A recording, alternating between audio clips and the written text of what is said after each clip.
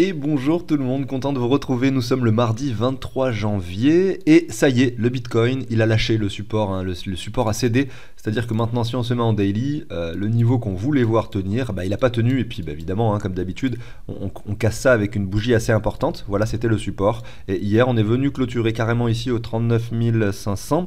Et même si on voit la valeur de son portefeuille diminuer et que ça ne fait pas plaisir à voir, en revanche, le graphique du Bitcoin, lui, fait extrêmement plaisir à voir. C'est assez hallucinant ce qui est en train de se passer et vous allez le comprendre directement sur le début de l'émission parce que je vais vous expliquer pourquoi est-ce que ce que l'on voit ici, c'est très bénéfique pour l'avenir du Bitcoin, notamment dans l'année qui vient et même dans l'année suivante. Vous allez comprendre ça vraiment avec l'analyse que je vais faire aujourd'hui. On va essayer de se mettre des niveaux de support, des niveaux de résistance, jusqu'où est-ce que ça peut chuter, dans quel état psychologique on sera quand le Bitcoin finalement ira chercher son niveau des 33 000.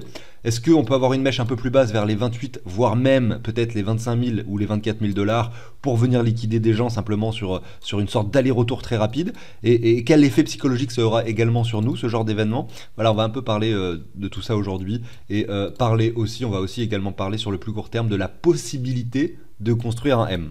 Est-ce que ça va arriver? Bien sûr, ça, je ne peux pas le savoir, mais on va parler de cette possibilité. Donc je vais vous passer la très courte introduction. Pensez à vous abonner, à liker si le contenu vous plaît. Je vous passe le générique, à tout de suite.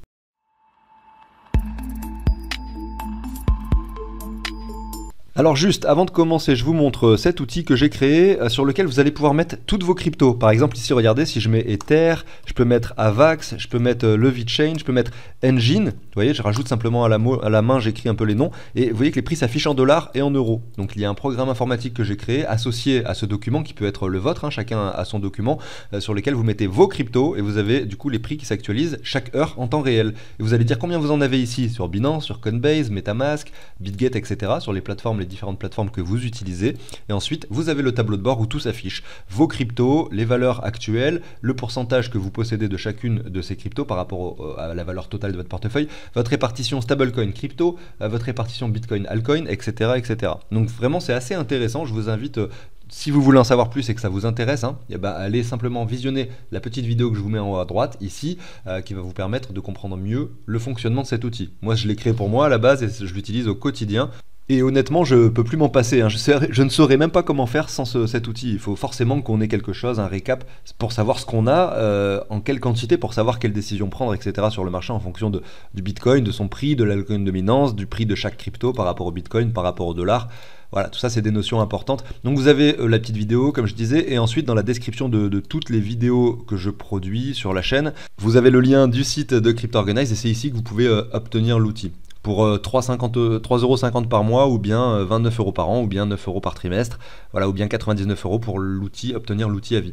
Je fais payer des abonnements parce que personnellement je dois payer un abonnement en fait, simplement pour avoir la récupération des prix automatiquement. C'est pour ça que ça marche très bien, que c'est fiable, que dès que vous allez rentrer une crypto, le prix va s'afficher. C'est parce que je paye quelque chose, je paye un service pour ça, simplement, pour l'avoir. Un service qui coûte bien sûr beaucoup plus cher que le prix que vous allez payer par mois, vous, pour obtenir l'outil. Et il a fallu donc que je vende plusieurs abonnements à plusieurs personnes pour compenser ce prix. Évidemment, aujourd'hui, ça y est, c'est fait, le prix est compensé, ce qui me permet aussi de me rémunérer pour le travail que je fournis sur la chaîne. Bien sûr, un travail qui est pour la plupart d'entre vous fourni gratuitement. Et pour certains qui choisissent cet outil, effectivement, soutiennent le travail, soutiennent la chaîne et me permettent de continuer dans les meilleures conditions possibles. Alors on commence avec le Bitcoin qui a un graphique magnifique en fait, en réalité on va le voir après, on va même le voir d'ailleurs dès le début parce que c'est un peu le graphique long terme qui va nous intéresser pour ça. Vous savez quoi, on va se mettre en mensuel pour que ce soit vraiment clair pour tout le monde, hop, clair et précis. Vous avez finalement du coup en jaune les lignes de halving. Et ce que l'on constate en fait avec le mouvement récent de ces derniers mois sur le Bitcoin, c'est qu'on est venu chercher précisément du coup les 61,8. Si on refait le même travail du coup en 2018, regardez, je zoome un peu sur ce marché précédent. Pareil, on est venu chercher les 61,8. J'ai déjà la flèche en plus, regardez. Et ensuite, si on retourne en 2015, eh bien, et c'est pareil, j'ai déjà mis le Fibo tout à l'heure, on est venu chercher précisément les 61,8. Tout simplement. Derrière, du coup, si on regarde ce qui s'est passé, on était en 2016, le Bitcoin a fait moins 40%. Je l'ai déjà fait ce travail, hein, ceux qui me suivent le savent, mais je le refais, c'est important, on voit qu'on est en train d'entamer la chute, du coup on se demande jusqu'où on va aller, c'est pour ça que je fais ce travail. Par contre en 2018 on a fait moins 70%, crash Covid, hein, pour ceux qui s'en rappellent bien, qui étaient présents devant les graphiques à ce moment-là. Le Bitcoin vraiment en l'espace d'une heure avait chuté d'une façon tellement extrême qu'on croyait que c'était la fin du monde, même d'ailleurs tout le monde croyait que c'était la fin du monde, hein, à ce moment-là. Et donc je retourne sur du daily. Donc on a eu respectivement moins 40 et moins 70%. On va rester sur le moins 40, d'une part parce que on est proche du halving, comme en 2015, alors qu'en 2018, évidemment, c'était pas du tout pareil. On avait fait la poussée jusqu'au 61,8 bien avant, en temporalité, ça collait pas du tout. Et la deuxième chose, c'est que on peut supposer que là, il n'y aura pas d'événement tel que celui qu'on a eu avec le Covid. En tout cas, on va pas spéculer là-dessus. On prend le sommet, on prend les moins 40%. Ça nous amène précisément aux 29 000 $. Voilà. Donc ça voudrait dire que sur une mèche, pourquoi pas aller chercher ce niveau des 29 000 $, au niveau du prix du Bitcoin. On va repartir sur le weekly. Vous avez du coup cette ligne que j'avais tracée, regardez, qui vient chercher le point bas du Bitcoin, le deuxième point de touchette qui était atteint ici, et derrière vous avez la zone de confluence entre eux. Alors, vous voyez cette ligne là horizontale, je vais supprimer les autres pour que vous voyez vraiment les deux lignes qui vont m'intéresser. Je vais même supprimer le Fibo. Voilà, hop. J'ai tout d'abord, donc celle-ci aussi je l'enlève, j'ai tout d'abord cette ligne, regardez, qui est précise par ses clôtures hebdomadaires à la fois la semaine du 18 janvier 2021, la semaine du 22 novembre 2021, et également, regardez, c'est pas hyper précis non plus, mais effectivement c'est aussi la zone qui a été atteinte, donc aux alentours des 31 32 000, à cet endroit-là en juillet 2023, avant qu'on retrace pour avoir cette dernière poussée. A priori, c'est la dernière, en tout cas sur le court moyen terme pour le Bitcoin, puisqu'on a cassé des niveaux importants aujourd'hui. Et derrière, on a une deuxième ligne qui est celle-ci, qui simplement vient chercher ce point-là et ce point-là de support. Et si on voit ce qui se passe, on observe un point de confluence qui se trouve ici, qui représente la zone des 32, 33, même jusqu'aux 30, et on a vu sur une mèche, pourquoi pas, les 29 000 $, si on a les moins 40%. Donc c'est très intéressant de voir ça, puisque on observe simplement un Bitcoin aujourd'hui qui est en train de reproduire le même schéma que les cycles précédents, et vraiment précisément en fait le schéma du cycle de 2016. Tout simplement parce que c'était la même chose, le halving était très proche, vous voyez. Alors que en 2018, lorsqu'on est venu chercher les 61,8, le halving était encore très très loin, vous voyez. Alors que là on est de la même façon très proche, on a vraiment un marché qui ressemble beaucoup à celui de 2015. Que se passe-t-il maintenant si on effectue non pas moins 40%, mais plutôt moins 70%? Si on effectue moins 70, ce qui est pour moi vraiment un scénario très peu probable, eh bien finalement on ferait un double bottom. On irait même plus bas, on irait chercher ce point des 14 000 $ ici. Voilà. Alors avec un scénario type Covid, je pense que c'est faisable, mais sinon ça me paraît vraiment improbable. Il y a quand même, je pense, beaucoup de supports avant qu'on atteigne cette zone-là, notamment ce point de confluence d'une part, et à la fois, il y a également, regardez, je vais vous mettre une ligne pointillée pour bien les visionner, ce niveau qui est un support. Ensuite, vous avez cette zone de prix qui est un support, puisqu'on a longuement travaillé au-dessus, vous voyez, même si on a fait un petit aller-retour en dessous. On a cette zone de prix également qui est un support, donc vous voyez, pour qu'on vienne aussi bas, voilà, il faut quand même que la panique soit bien présente, hein, que vraiment plus personne n'y croit au Bitcoin et qu'on reparte un peu dans un cycle, vraiment un cercle vicieux de marché baissier, etc. Après 2022-2023, je ne pense pas que ça se reproduise tout de suite. Alors ça c'était un petit peu pour la partie un peu chiante de la vidéo, parce que maintenant on va parler des objectifs haussiers pour le Bitcoin. Voilà, c'est bon, on a vu les objectifs baissiers, peut-être qu'on va s'arrêter là, peut-être un peu plus bas, voilà, on s'en fout. Ce qui va nous intéresser maintenant c'est 2024-2025, le marché haussier qui va s'en suivre, hein, avec les objectifs qui sont d'ailleurs bien représentés ici. Je vais vous montrer comment je les ai trouvés. Ça fait longtemps qu'on n'en a pas parlé, je pense qu'il est temps d'en parler de nouveau. Alors, avant de vous parler de ces objectifs haussiers, je vous montre simplement ça, juste pour terminer l'analyse, histoire que ce soit assez complet. Le Fibo, on n'en a pas parlé, mais si on le regarde, on voit en fait simplement que cette zone de confluence, c'est les 0,5 de Fibo. Ça veut dire que c'est simplement la moitié du mouvement en termes d'amplitude, hein, que l'on vient de faire entre les 15 et les 48 000. Vraiment, c'est pile poil la moitié, donc c'est pertinent. Et ensuite, en dessous, on a les 61,8 qui est la zone effectivement intéressante à privilégier également. qui peut être atteinte sans problème et qui se trouve entre les 28 et les 22. À savoir que moi, ce que j'imagine, ce sur quoi je spécule, mais dans tous les cas, il ne faudra pas être... je parlais d'état psychologique, etc. Effectivement, en début d'émission, mais enfin en introduction, mais si on arrive ici, je pense que ça va être compliqué. La plupart des gens commenceront à se poser des questions. Le Fear and Greed peut-être descendra vers les 30, quelque chose comme ça. Et sur une mèche baissière vers les 28 000, vous voyez, si pendant l'espace d'une semaine, on se trouve en dessous de ce prix-là, entre les 32 et les 28, peut-être même entre les 32 et les 22, hein, eh bien là, clairement, il y aura de la panique qui va s'installer. Beaucoup croiront, en fait, et penseront à ce moins 70% dont je parlais, et un retour sur les 15 000, en fait. Parce que quand on va arriver, admettons, au 25, les 15 sont plus très loin, sauf qu'en fait, ça va être probablement un aller-retour très rapide pour une clôture, peut-être vers les 32 000, avant d'enchaîner la hausse. En tout cas, si on suit les cycles 2015-2018 précédents, notamment plutôt 2015-2016, effectivement, ce qu'on a observé tout à l'heure sur le graphique. Parlons maintenant des objectifs aussi. Alors, il faut que je supprime un peu toutes ces lignes. Voilà, vous avez compris, les niveaux de support, etc. Le Bitcoin, 32-33 000 dollars. Quels sont les objectifs haussiers par la suite? Pour ça, ce qu'il faut faire, c'est ce qu'on va faire, c'est prendre un Fibo de prolongation, comme on le fait à chaque fois. Puis on va regarder beaucoup d'objectifs différents. Et maintenant, le problème, c'est qu'on ne sait pas lequel sera atteint. Et du coup, pour ça, on peut faire une jonction d'événements. En tout cas, une jonction d'indicateurs. Le premier indicateur qu'on va utiliser, c'est le Fibo de prolongation. On reprend le bottom ici de 2018, le sommet de 2021 et le bottom du coup de 22, pardon. C'était en décembre 2022. Et on regarde les objectifs, et on a tout d'abord, du coup, les 100% aux 81 000, les 123 aux 96 000, les 168 aux 122 000, et ensuite les 261 aux 187 000 dollars. Vous voyez, tous mes rectangles sont déjà bien positionnés, ça fait 1 an et demi qu'ils sont là. Ils attendent qu'une chose, c'est d'être atteints.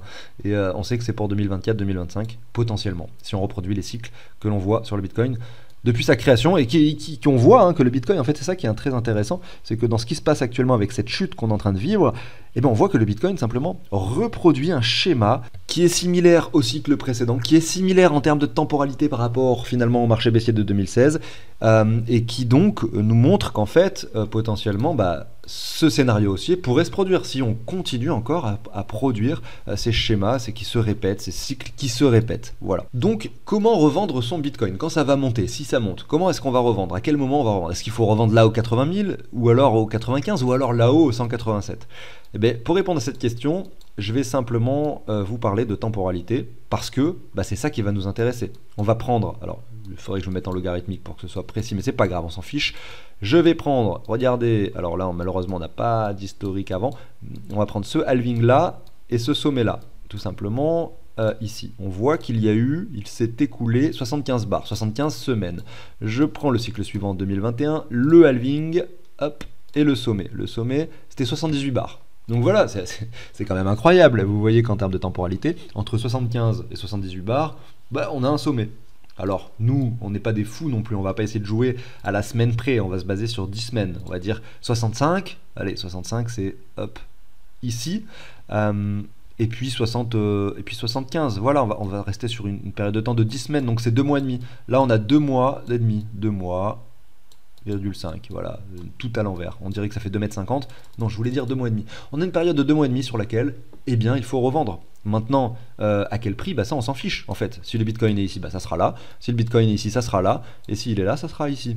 Maintenant, là, je parle que du Bitcoin. Si on doit encore faire le rapprochement avec les altcoins, le moment où l'altcoin dominance a touché un sommet par rapport au halving et par rapport au Bitcoin, etc., c'est d'autres analyses, c'est beaucoup plus complexe. Et en fait, il faudrait presque faire un tableur avec plein d'événements, avec plein de finalement de données qui peuvent nous aider à faire les reventes. Mais bien sûr, on en parle sur la chaîne au quotidien aussi de l'altcoin dominance et de tout ça.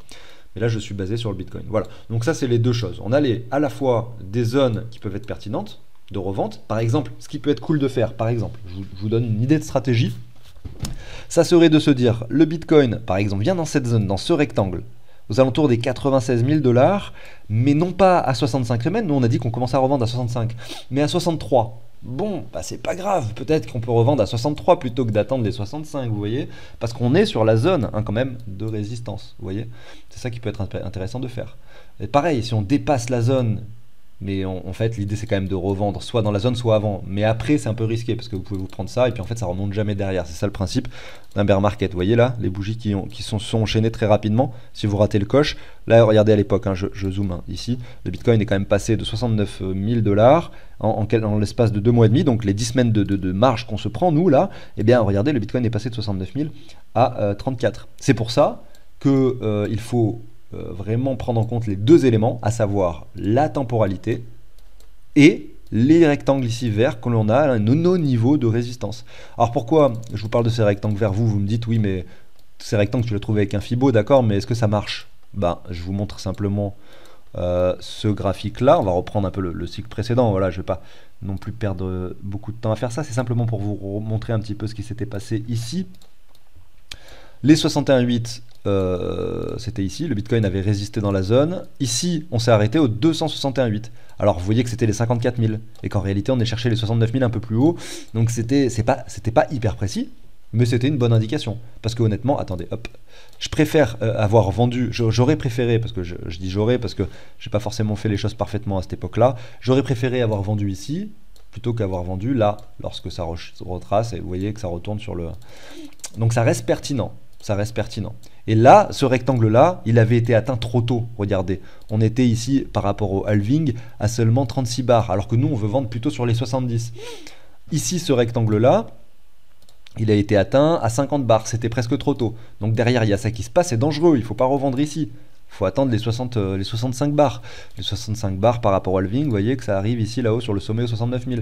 C'est pour ça que c'est très compliqué. Même si on sait tout ça, même si je vous donne toutes ces clés en main et toutes ces informations, ça ne veut pas dire que vous allez vendre au bon moment. Et ça ne veut pas dire que moi-même, je vais vendre au bon moment. C'est très difficile. Voilà, mais c'est intéressant. Je termine cette émission avec la stratégie du portefeuille fictif. Vous voyez, on avait investi au début de ce portefeuille fictif, quand le Bitcoin était vers les 15 000 $ fin 2022, on avait investi seulement 70% du portefeuille. Non pas les 100%, pourquoi? Parce qu'on avait un doute que le Bitcoin descend de 10 aux 8000, voilà, on ne sait jamais jusqu'où ça chute. Derrière, finalement, ça fait que monter. Donc on a toujours 30% du portefeuille. Alors à l'époque, c'était 30, maintenant que le portefeuille a pris de la valeur, c'est plus que 22%. Mais en tout cas, il nous reste 3000 $ à investir. Et ces 3000 $, on va les investir lorsque le Bitcoin va chuter ici. Là, sur cette zone de prix, vers les 33 000, on va clairement rajouter des paliers d'achat jusqu'à ce que là, on investisse quasiment la totalité de notre argent. Est-ce qu'on va garder 10% de finalement stablecoin ou 5%? Peut-être que je ferai ce choix et vous le saurez uniquement si vous regardez les émissions, parce qu'en fait j'en sais rien encore pour l'instant ce que je vais faire. En tout cas, il y a cette zone des 33, cette zone des 27, 25, la ZR on a dit entre les 28 et les 22 000 qui peuvent être pertinents pour rajouter de l'argent dans le marché, pour réinjecter encore de l'argent. Et je le ferai à la fois avec le portefeuille fictif et à la fois avec mon portefeuille personnel sur lequel il me reste des stablecoins, bien sûr, à investir. J'arrive sur la fin de cette émission, merci à tous de m'avoir écouté, je vous souhaite une excellente journée, je vous dis à très bientôt, demain sur la chaîne, ciao tout le monde.